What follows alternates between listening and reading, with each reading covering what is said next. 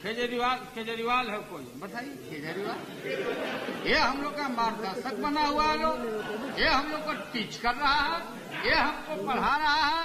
बड़े आदाब, नमस्कार दोस्तों, जय हिंद। मैं विशाल इंडियन अपने नए व्लॉग में आपका स्वागत करता हूं, खैर मकदम करता हूं। और जैसा कि अभी आपने ये लालू जी का ये स्पीच सुनी है आपने संसद भवन में, संसद में दी उनकी स्पीच है ये। दोस्तों, जैसा कि मैंने बताया आपसे कि मैं आज आम आदमी पार्टी कैसे राष्ट्रीय तीसरी पार्टी बनती जा रही है, वजूद में आ रही है, इसके बारे में आपसे बात करूंगा। देखिए, ये जो बयान है लालू जी जो संसद में खड़े होकर दे रहे हैं, ये उस टाइम का बयान है कि जब अन्ना आंदोलन चल रहा था। और अन्ना आंदोलन जब चल रहा था तो चारों तरफ एक नैरेटिव बना दिया गया था कि भ्रष्टाचार को लेके, क्योंकि भ्रष्टाचार हमारे देश में एक बड़ा मुद्दा, राजनीतिक मुद्दा रहा है। और मजे की बात उसमें दोस्तों ये रही है कि राजनीतिक मुद्दा जरूर रहा है, लेकिन जिन लोग इसमें भ्रष्टाचार को खत्म करने की बात करते थे, जो राजनेता भ्रष्टाचार को खत्म करने की बात करते थे, हकीकत तो यह है कि भ्रष्टाचार ही उन लोगों ने किया हुआ होता है। तो भ्रष्टाचार खत्म कैसे होगा? अब लालू जी ही जो केजरीवाल को उस टाइम चैलेंज कर रहे थे कि मतलब आप कौन हैं, कैसे हैं। तो दोस्तों, ये उस टाइम की बातें, वरना आंदोलन चल रहा था और पूरे देश में एक बदलाव की लहर सी अन्ना आंदोलन के बाद चेंज हो गई थी, जो सेंट्रल गवर्नमेंट के प्रति एक जो नैरेटिव बन गया था कि एक करप्ट सरकार है, करप्शन सरकार है और उसे उखाड़ फेंकने वाली बातें हो रही थी। ये उस टाइम का नैरेटिव था। तो दोस्तों, हुआ क्या था इसमें? वैसे तो मैं आपसे हकीकत बताऊं, अरविंद केजरीवाल जो अन्ना आंदोलन से जो सबसे ज्यादा लाइट में कोई आए थे अन्ना के बाद, वो अरविंद केजरीवाल जी आए थे। अरविंद केजरीवाल की जब लाइट मारने की वजह ये थी कि वैसे तो बड़े काबिल आदमी है, पढ़े लिखे आदमी है। आईएएस से उन्होंने रिजाइन दिया था, आईएएस अफसर है, और वो अपनी पोस्ट से, कमिश्नर की पोस्ट से रिजाइन देकर इंडिया अगेंस्ट करप्शन नाम से एक एनजीओ चला रहे थे, जिसका मेन मोटिव उनका ये था कि करप्शन को, देश से करप्शन को मिटाया जाए। उसका वो एनजीओ चला रहे थे। जब अन्ना आंदोलन आया तो अन्ना आंदोलन में अरविंद केजरीवाल ने बढ़ चढ़कर हिस्सा लिया। अरविंद केजरीवाल ने जब इसमें बढ़ चढ़कर हिस्सा लिया, चारों तरफ एक भूख हड़ताल भी इन्होंने की। बहुत बहुत बहुत सारे लोग जुड़ गए, बहुत सारे चेहरे जुड़े। लेकिन दोस्तों, जब हुआ क्या, जब इन्होंने अन्ना आंदोलन चला तो उसके बावजूद लोकपाल का जो भ्रष्टाचार के खिलाफ एक लोकायुक्त और लोकपाल का जो एक मांग थी, डिमांड थी, वो सबसे अहम थी, जो उसमें भ्रष्टाचार को खत्म करने के लिए काफी टाइम से कानून तो बने हुए हैं लेकिन कभी इम्प्लीमेंट नहीं होता था ये। तो जब अन्ना आंदोलन के बाद सेंट्रल गवर्नमेंट पे ये प्रेशर बनाया गया, भीड़ इकट्ठी गई, अनशन हुआ बहुत तगड़ा, बहुत कामयाब अनशन रहा। तो उसमें अरविंद केजरीवाल ने भूख हड़ताल भी की। जब होता क्या है दोस्तों, देखो, ये तो हकीकत है कि इंडिया जो है डेमोक्रेसी से चलने वाला, हमारा जो सिस्टम है, वो हमारे संविधान है, वो डेमोक्रेटिक मुल्क है। संविधान जो हमारा है वो लोकतांत्रिक प्रक्रिया से शासित करने का जो सिस्टम है। मान लीजिए आप अनशन करें किसी मांग को लेके और आपकी बात मान ली जाए। मान लीजिए कोई अनशन है, मान लीजिए कोई आंदोलन है, कोई किसी डिमांड को लेकर, कोई सी भी डिमांड हो सकती है। ये लोकतांत्रिक अधिकार है, जनता का, लोकतंत्र में होता है। तो वो आपकी डिमांड मान ली गई, लेकिन आप हर डिमांड चाहे कि आप अनशन पट्टी पे बैठ जाए, वो तरीका लोकतांत्रिक नहीं है। मान लीजिए उस टाइम जो होता है करप्शन के लिए कि लोकपाल को बना दीजिए, आप लोकायुक्त बना दीजिए। हो सकता है आप कहें कि जी पाकिस्तान पर अटैक करें, हम तो अनशन कर रहे हैं, आप पाकिस्तान पर अटैक करें, हम आप पाकिस्तान पर अटैक क्यों नहीं कर रहे? या कोई और चाइना से कोई मामला बनाने लगे कि जी ऐसा करिए, कोई विदेश नीति के खिलाफ आप अनशन पट्टी लेके बैठे। ये तरीका राज्य लोकतांत्रिक प्रक्रिया में शासन करने का नहीं होता है। तो उसके लिए क्या होता है कि अगर कोई आपको प्रक्रिया, उसमें आपको लोकतांत्रिक प्रक्रिया यानी चुनाव में से होकर गुजरना पड़ता है। एक राजनीतिक दल बनाना आपको पड़ेगा। उस प्रक्रिया के बाद आप उसमें चुनाव की जो प्रक्रिया होगी, जब चुनाव होंगे उसका हिस्सा बने, और जब अगर आप उसमें जीत जाएं तो आप अपने हिसाब से अपने कार्य प्रणाली चलाएं, या अपना जो आपका विचारधारा है, जो सोच है विकास की है या किसी भी तरह की है, आप उस पर काम करें। ये लोकतांत्रिक सिस्टम होता है। तो जब दोस्तों ये हुआ कि अन्ना आंदोलन के बाद जब इनकी खिंचाई होने लगी अन्ना टीम की कि ये अनशन का तरीका बढ़िया नहीं है, चारों तरफ से दिग्विजय सिंह ने भी ये कहा, उपवास उड़ाया। सच्ची सबसे बड़ी बात तो इस टीम का उपवास बहुत उड़ाया जाता था, हर आदमी इन्हें कुछ भी कह देता था। तो जब उपवास उड़ने लगा तो इन्हें चैलेंज मिलने लगा। जो करंट सरकार है, जो मंत्री हैं, जो भी नेता लोग हैं, सांसद हैं, वो इन्हें चैलेंज करने लगे कि भाई ये अनशन पट्टी आपका तरीका नहीं है, अगर आपने कुछ करना है तो आप आके कंप्लीट करें हमसे। इलेक्शन राजनीति में जो संवैधानिक या लोकतांत्रिक सिस्टम है, उस तरह से आप हमारा चैलेंज, हमें चैलेंज दें, एक्सेप्ट करें, आप जीत जाएं अपने हिसाब से, चाहे जो कानून बनाए जाए, जो जो भी आपकी मर्जी है वो करे उसमें। तो जब दोस्तों फिर उसके बाद अरविंद केजरीवाल ने भी उनका चैलेंज एक्सेप्ट करा। उन्होंने कहा कि मैं एक हमें राजनीतिक दल बनाना चाहिए। अब राजनीतिक दल जब बनाने की वाली बात आई तो उसमें अन्ना टीम अन्ना दो दो धड़ों में बढ़ गई। एक जो टीम थी उसमें खुद अन्ना भी शामिल थे। उनका उनका ये था कि हमारा गैर राजनीतिक आंदोलन है हमारा ये, और हमें राजनीति का हिस्सा नहीं बनना। हम तो ऐसी तरह से मतलब अनशनबाजी वगैरह या आंदोलन के तरीके से ही अपने आप को आगे बढ़ाएंगे। जबकि अरविंद केजरीवाल का मानना था कि देखो ये तरीका बढ़िया नहीं है, सभ्य तरीका नहीं है। एक स्वस्थ लोकतंत्र के लिए जो प्रक्रिया है, चुनावी प्रक्रिया, जो राजनीतिक दल बनाने की प्रक्रिया है, और उसके बाद शासन हासिल करने की, ताकत हासिल करने की, सत्ता हासिल करने की जो प्रक्रिया है, हमें उसमें उसमें जाना पड़ेगा। ये तरीका बढ़िया नहीं है, अनशन का, थ्रेट का, ये तरीका बढ़िया नहीं है। तो उसके बाद जब इनमें विवाद हुआ, आपस में टूट हुई, तो अरविंद केजरीवाल, संजय सिंह, कुमार विश्वास, इनकी मनोज सिसोदिया और गोपाल राय जी ने, इन लोगों ने क्या किया, एक धड़ा बनाकर एक आम आदमी पार्टी नाम से, जो और टीम अन्ना में किरण खैर और V K Singh, general V K Singh वगैरह 2-4 लोग वो अलग हो गए और ये आम आदमी पार्टी बना ली अरविंद केजरीवाल ने। अब जब अरविंद केजरीवाल ने बनाई पार्टी तो लोगों को शुरू में ये लगा कि ये पार्टी चल नहीं पाएगी, और सारे राजनीतिक दल ये सोचते थे कि पार्टी बनाना करप्शन के नाम पे मुद्दे पे आसान है, लेकिन चला नहीं करती, चलती वही है सांप्रदायिकता। हमारे देश में सांप्रदायिक सिद्धांतों पे या जातिगत आधारित राजनीति पे वोट कास्ट होता है, पब्लिक हमारी करती है, ना कि जनहित के मुद्दों पे, करप्शन वगैरह पे, इस तरह पे पब्लिक वोट नहीं करती, कामयाब नहीं हो पाती इस तरह की पार्टी है। मगर हुआ क्या दोस्तों, जब अरविंद केजरीवाल ने पहला अपना इलेक्शन लड़ा दिल्ली में, स्टेट का, विधानसभा का, तो उसमें ही उन्होंने जो वादे किए फ्री बिजली और फ्री पानी का, तो वो इतना कामयाब हुआ दोस्तों कि वो पब्लिक में उसका जादू चला, मैजिक तो चला, लेकिन दोस्तों फिर भी जो बहुमत का आंकड़ा 35 का आंकड़ा होता है, 70 सीटें हैं क्योंकि विधानसभा में दिल्ली में, वो 28 सीटें लेके आ गए उस टाइम, 27-28 सीटें लेके आ गए, और उन्हें 7 या 8 सीटों की दरकार पड़ी जो कि कांग्रेस के पास उस टाइम थी। तो इन्होंने कांग्रेस के साथ मिलकर बाहर से समर्थन करके कांग्रेस ने इनकी सरकार बना दी, लेकिन ये इन्हें मनमाने ढंग से काम नहीं करने दिया। तो उससे परेशान होकर क्या हुआ कि केजरीवाल ने इस्तीफा दे दिया। केजरीवाल ने जब इस्तीफा दे दिया तो केजरीवाल को चारों तरफ से तमाम भदपिटी, तमाम लोगों ने उसे लामते मलामते भेजी, और चारों तरफ ये वजह से इस्तीफा नहीं देना चाहिए था, इसने हमारे वोट का लेके बड़ा नुकसान करा है, और ये है वो है, तमाम तरह की बातें। विपक्षी दलों ने कहा कि इनके बस की बात सरकारें चलाना नहीं है, ये अनशन जीवी है, ये आंदोलन जीवी है, और ये अनशन पट्टी करके दूसरों को थ्रेट देना जानते हैं, इन्हें पता चल गई अपनी औकात, ये सरकार चलाने का बस का नहीं है।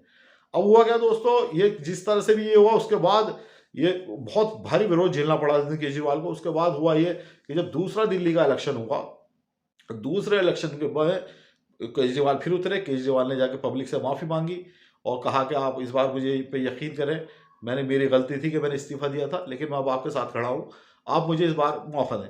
तो दोस्तों उसके बाद जब पब्लिक ने उन्हें फुल इतना ज़बरदस्त वोटिंग की उनकी हुई कि 70 में से 67 सीटें केजरीवाल जीत के आया, और प्रचंड बहुमत के साथ उन्होंने अपनी सरकार बनाई।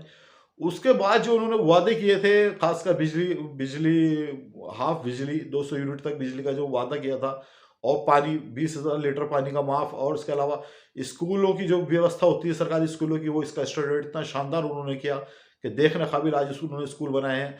दवाई फ्री कर दी, जांचें फ्री कर दी, अस्पतालों की शिक्षा और स्वास्थ्य के लिए उन्होंने इतना ज़मीनी स्तर पर इतना ज़बरदस्त काम किया कि पूरे देश नहीं, पूरी दुनिया में एक स्टेट वाइज ये नज़ीर बन गया। चारों तरफ से वाहवाही होने लगी, पब्लिक बहुत खुश हो गई, पब्लिक बहुत राजी रही उनसे। और दोस्तों उसी बिहाफ पे एक लोकसभा का इलेक्शन जब आया दिल्ली में, तो दिल्ली में उसके बावजूद 2014 मोदी लहर में उन्होंने जाके इलेक्शन लड़ा मोदी जी के खिलाफ वाराणसी में, और वो हार गए अरविंद केजरीवाल। उसके बाद जब दोस्तों फिर ये कहानी बनती चली गई, ये जो नैरेटिव बनता जो पब्लिक में था कि एक जो पढ़ा लिखा आदमी पार्टी नहीं चला सकता, और वोट जो चलता है वो सांप्रदायिक आधारित या राजनीतिक आधारित दलगत वो जो भाई भतीजावाद के हिसाब से ही चला करता है, जनहित के मुद्दों पर पब्लिक वोट नहीं देती। लेकिन दिल्ली की जनता ने साबित कर दिया कि हम जो जनहित के मुद्दे हैं उन पर वोट उन्होंने देना शुरू किया। अब उसके बाद जब दूसरा इलेक्शन अभी पीछे गया है, तो उसमें हुआ ये दोस्तों कि शाहीन बाग का एक मुद्दा बना। उसके बावजूद भी यही रहा कि अरविंद केजरीवाल ने फिर पब्लिक में जाके अपने काम के आधार पर वोट मांगा, और उसके बावजूद पब्लिक ने फिर उन्हें प्रचंड बहुमत दिया और 62 सीटें देकर अब फिर उन्हें दोबारा से सीएम बनाया। तो ये बात तो मैं दिल्ली ही कर रहा था दोस्तों, लेकिन मैं आपसे बताऊं कि राष्ट्रीय दल कैसे बना, राष्ट्रीय दल कैसे बना जाता है, ये भी मैं आपसे बात बताऊं। दोस्तों, आप जो जिस चीज़ को मैं कहना चाह रहा हूं उस चीज़ को ऐसा समझना कि आज अरविंद केजरीवाल की पार्टी की सरकार दिल्ली में है। दूसरा, उनकी भगवंत मान की सरकार पंजाब में चल रही है, आम आदमी पार्टी की। तीसरा, अभी गुजरात में बहुत शानदार इलेक्शन उन्होंने लड़ा है। सीटें एक अलग चीज़ है कि ज़्यादा है कम हो जाए, लेकिन उन्होंने इलेक्शन लड़ा है, पब्लिक ने उन पे यकीन किया है, पब्लिक ने वोट दिया है। हिमाचल में भी उन्होंने अपनी अपनी रिप्रेजेंट करने की कोशिश की है। इससे पहले उत्तरांचल में भी उन्होंने अपने आप को खड़ा करने की कोशिश की है। और अभी राजस्थान में जो अगले साल चुनाव वगैरह है, उसमें भी वो भरपूर तैयारी के साथ उतरना चाह रहे हैं। दोस्तों, मेरा कहना है मतलब 2 स्टेट में सरकारें इनकी, ये लालू जी जो इनके बारे में शुरू में आपने जब शुरू के हिस्से में वीडियो देखा है, लालू जी की सारी जिंदगी गुजर गई, कम से कम 50 साल से ऊपर का कैरियर उनका राजनीति में है, और वो आज तक भी बिहार के नेता ही हैं। उनके बेटा भी बिहार का नेता है, वो भी बिहार का नेता है। जबकि अरविंद केजरीवाल की 2 स्टेट में सरकार है, दिल्ली और पंजाब। इसके अलावा पूरी मुल्क में से, पूरे देश में से अरविंद केजरीवाल को लोग पसंद करते हैं, उन्हें चाहते हैं कि वो आगे बढ़ें, और उनका कैडर और संगठन बराबर सब पूरे देश की सभी स्टेटों में चल रहा है। राष्ट्रीय पार्टी, अब मैं आपसे जो मिसाल देना चाह रहा हूं दोस्तों, आप इससे बिल्कुल समझ जाएंगे, बिल्कुल सहमत हो जाएंगे। आप समझिए, शरद पवार जी, ठाकरे परिवार, ये महाराष्ट्र तक महदूद है। महाराष्ट्र के बाहर इनका कोई वैल्यू नहीं है। आप बंगाल में ममता दीदी के पास चले, उनकी बंगाल के अलावा कोई वैल्यू नहीं है। तमिलनाडु में भी स्टेट पार्टी है, प्रदेश आधारित पार्टियां हैं, वो सब राजनीतिक दल वहीं तक सिमटे में हैं। अखिलेश यादव यूपी तक सिमटे में हैं, यूपी के बाहर इन्हें कोई नहीं पूछता। बहन जी की थोड़ा बहुत हिस्से में एक आंशिक तौर पे उनकी प्रेजेंटेशन है, लेकिन यूपी का बाहर उनका भी कुछ नहीं है। ये मेरा कहने का मकसद इसमें दोस्तों ये है कि अब लालू जी के बिहार के बाहर कुछ नहीं है, नीतीश जी का बिहार के बाहर कुछ नहीं है, शरद पवार जी का और ठाकरे फैमिली का महाराष्ट्र के बाहर कुछ नहीं है, ऐसे ही ममता जी का वहां से बंगाल के बाहर कुछ नहीं है। तो दोस्तों, मेरा कहना मतलब है, या आंध्रा में नायडू फैमिली या रेड्डी फैमिली, ये भी अपनी स्टेट तक महदूद है। हमारे यहाँ बीजेपी और कांग्रेस को छोड़ के ये 2 पार्टी हमारे राष्ट्रीय पार्टी हैं। इन 2 पार्टियों की सभी जगह तकरीबन स्टेट्स वाइज सरकार होती है। सेंट्रल में इनकी सरकार बन जाया करती है, क्योंकि इनका पूरे देश में संगठन है, इनका कार्यकर्ता है, इनका कैडर है, तो इन्हें बहुमत मिल जाया करता है। इसी तरह से धीरे धीरे 2 स्टेट में सरकार होने की वजह से, और धीरे धीरे से अब ये अरविंद केजरीवाल राष्ट्रीय नेता बनते जा रहे हैं। इनका देश में कैडर बनना है, स्टेट वाइज इनका संगठन बनना है, इनके पास कार्यकर्ता मिल रहे हैं, इनके प्रत्याशी मिलते हैं इन्हें इलेक्शन में। तो दोस्तों, मेरा कहना का मतलब यही था कि ये राष्ट्र धीरे धीरे खामोशी से पब्लिक इन पर ट्रस्ट कर रही है। पब्लिक ने जो राजनीति मैंने बताई आपसे, एंटी करप्शन जो राजनीति थी, करप्शन, देखिए सच तो यह है दोस्तों, करप्शन बहुत बड़ा मुद्दा है हमारे देश में। हमारे मुल्क में जो गुर्बत है, जो गरीबी है, जो पिछड़ापन है, उसका मूलभूत कारण जो है वो हमारे राजनेताओं का करप्शन ही है। वो आवाम को पनपने ही नहीं देते, आवाम तक पैसा नहीं पूरा जा पाता है जो विकास हो पाए मुल्क का या किसी भी चीज़ का। तो दोस्तों, मेरा कहना मतलब यही था, अगर आज जो जातिगत राजनीति है या हमारे सांप्रदायिक जो सिद्धांतों की राजनीति है, लोग उसे फेवरेट जरूर करते हैं, लेकिन ऐसा नहीं है कि अरविंद केजरीवाल ने वो मिथक तोड़ा है। उनके हिसाब से जनहित के जो मुद्दे हैं, करप्शन के जो मुद्दे हैं, पब्लिक ने अरविंद केजरीवाल को पसंद किया है। और टीम अन्ना से अलग होने के बाद जो चैलेंज और टास्क लिया था अरविंद केजरीवाल ने, उसे वो पूरा किया। उन्होंने दिखाया कि हम आपसे लड़ेंगे, इलेक्शन लड़ा उन्होंने, लोकतांत्रिक प्रक्रिया में के तहत वो इलेक्शन में उतरे, और उन्होंने अपनी जो वादे किए थे, जब उन्होंने कार्यकाल किया तो उनको इम्प्लीमेंट करके दिखाया। उसके बाद फिर पब्लिक में जब इलेक्शन में गए तो पब्लिक से फिर दोबारा बहुमत लेके दिखाया। यही उन्होंने पंजाब में किया, और आज बड़ा जबरदस्त इलेक्शन, जैसे कि आपने कल की बात है, एमसीडी में, दिल्ली में। देखिए, केजरीवाल दिल्ली विधानसभा में 10 सालों से हैं, 2 इलेक्शन जीत चुके हैं, पहला भी जीत ही गए थे वो। उसके बावजूद ही एमसीडी पे बीजेपी का कब्जा था 15 सालों से। तो इनमें आपस में तमाम तकरार हुआ करती थी कि एमसीडी वाले विधानसभा स्टेट गवर्नमेंट को वो कर देते थे, आरोप प्रत्यारोप की राजनीति चलती रहती थी। लेकिन कल फिर जो दिल्ली की आवाम ने है, वो अरविंद केजरीवाल पे एमसीडी में अपना विश्वास जताते हुए कल उन्हें 134 सीटें दी हैं, उसमें दिल्ली नगर निगम के चुनाव में, निकाय चुनाव में, पार्षद के इलेक्शन में। तो ये भी अपना आप में एक अनूठी पहल है, कॉम्बिनेशन बन गया है। स्टेट में सरकार है उनकी, एमसीडी उनके पास चली गई। अब दोस्तों, मेरा कहना मतलब ये था कि राष्ट्रीय ये इतनी साइलेंट तरीके से, हमें तो यहाँ यूपी में इतना उसका असर नहीं है, आम आदमी पार्टी का, यहाँ अखिलेश का असर है, यहाँ पे बहन जी का असर है, यहाँ पे लोकदल है, और भी विभिन्न पार्टियां पूर्व में हैं। और बीजेपी तो इस टाइम 2 बार से, एक बार 324 की सरकार और एक बार अभी ये जो मौजूदा सरकार, ये भी प्रचंड बहुमत से उनकी बनी है, तो यहाँ तो उनका इतना असर दिखता नहीं है। कांग्रेस का भी इतना यूपी में असर नहीं है। लेकिन मैं देख रहा हूँ दोस्तों, अरविंद केजरीवाल बीजेपी और कांग्रेस के बाद तीसरी ऐसी पार्टी है जो 2 स्टेट में सरकार बना चुके हैं और धीरे धीरे धीरे अपना पार्टी का विस्तार, अपनी आइडियोलॉजी का, खासकर करप्शन के मुद्दे पे जो पब्लिक उन पर ट्रस्ट करती है, उन्हें ईमानदार मानती है, ऑनेस्ट मानती है, उस पर वो बढ़ चले हैं।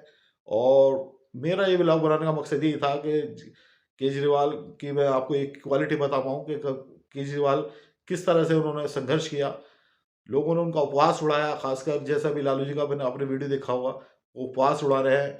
टीम अन्ना ने भी उन्हें रोका कि नहीं, ये हम अंचल पट्टी वाले गैर राजनीतिक ही मतलब अपने आप को रखना चाहते हैं। उसका मिथक को तोड़ते हुए केजरीवाल ने राजनीतिक दल बनाया और अपने इम्प्लीमेंट करके दिखाया कि देखिए, ये इस तरह से भी शासन किया जा सकता है जो जनहित और आवाम को पसंद आता है, आवाम के हितों के लिए होता है।